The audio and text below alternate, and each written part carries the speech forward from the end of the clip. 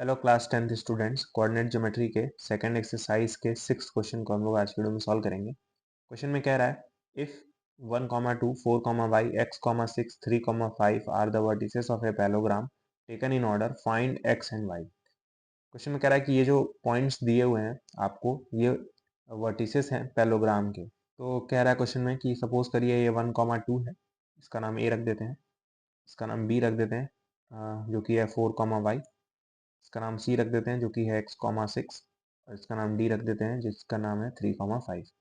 ठीक है, तो ये जो आपको चार कोऑर्डिनेट्स दिए थे ये वर्टिसेस थे पैलोग्राम के। आपको सिंपली क्या करना है, x और y की वैल्यू को फाइंड करना है। ठीक है, बहुत ईजी है ये। अब मैं आपको बता दूं कि पैलोग्राम की एक प्रॉपर्टी होती है कि जो इसके डायगोनल्स हैं वो एक दूसरे को बाइसेक्ट करते हैं। ठीक है, इसका मतलब क्या है कि सपोज करिए ये डायगोनल है बी डी, ठीक है, और ये डायगोनल है ए सी। तो ये दोनों डायगोनल्स जहाँ पे भी इंटरसेक्ट करेंगे वो मिड पॉइंट हो जाता है। मतलब ये मान लीजिए ओ है, ठीक है, तो ये जो ओ है वो इस लाइन का भी मिड पॉइंट होगा और इस लाइन का भी मिड पॉइंट होगा।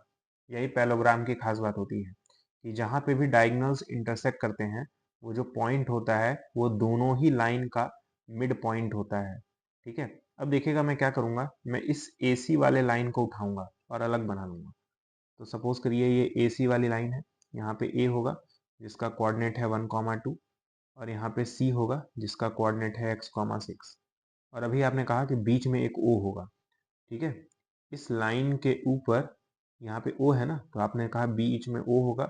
ओ क्या होगा, मिड पॉइंट होगा। तो मैं लिखूंगा O is mid point of, O is mid point of किसका, ओ जो है वो मिड पॉइंट है ए सी का। ओ जो है वो मिड पॉइंट है किसका, ए सी का। ठीक है, तो इस ओ के पास भी कोऑर्डिनेट होगा, लेट करिए वो कोऑर्डिनेट है a, b। ठीक है, तो अगर ओ का कोऑर्डिनेट a, b है तो आप जानते हैं mid point formula. Mid point formula क्या कहता है कि a जो होगा वो 1 + x/2 के इक्वल होगा और जो b होगा वो 2 + 6/2 के इक्वल होगा। ठीक है, मिड पॉइंट फॉर्मूला आपने पढ़ा होगा। ये जो o होगा वो इस 1 और इस x के सम का आधा होगा। 1 और x को जोड़ दीजिए, इस 1 और इस x को जोड़ दीजिए और 2 से डिवाइड कर दीजिए। ये जो b होगा वो 2 और 6 के सम का आधा होगा। ठीक है, तो ये a और b निकालने का तरीका क्या है, a और b को निकालने का तरीका क्या है, a जो है, अगर ये o मिड पॉइंट है ना, तो ये जो a है वो इस 1 और इस x के सम का आधा होगा, और ये जो b है वो 2 और 6 के सम का आधा होगा। ठीक है, तो यहाँ से b की तो वैल्यू आसानी से निकाली जा सकती है क्योंकि 2 + 6 क्या हो जाएगा 8, 8 डिवाइड बाई 2 जिसकी वैल्यू क्या जाएगी 4। तो b की वैल्यू तो 4 आ गई। ठीक है, मतलब o का पहला कोऑर्डिनेट तो हमें मिल गया 4। अब ये बस a की वैल्यू निकालनी है, वो निकल ही नहीं पाएगी। a की वैल्यू क्या है 1 + x/2। ठीक है, तो a की वैल्यू आप निकाल ही नहीं पाएंगे क्योंकि आपको x की भी वैल्यू नहीं पता है और a की भी वैल्यू नहीं पता है। उसके लिए हम लोग एक और कॉन्सेप्ट यूज करेंगे, ये जो o है वो इस bd का भी तो मिड पॉइंट है। ठीक है, तो मैं इसको मिटा रहा हूँ, इसको मैं मिटा रहा हूँ और मैं फिर से लाइन ड्रॉ कर रहा हूँ, इस बार BD वाली लाइन होगी। ठीक है, यहाँ पे D होगा जिसका कोऑर्डिनेट है 3, 5, बीच में O होगा और यहाँ पे क्या होगा, B होगा जिसका कोऑर्डिनेट है 4, y। ठीक है, और इस O का कोऑर्डिनेट क्या था, a, b था। ठीक है, आपने O के कोऑर्डिनेट को क्या माना था, a, b माना था।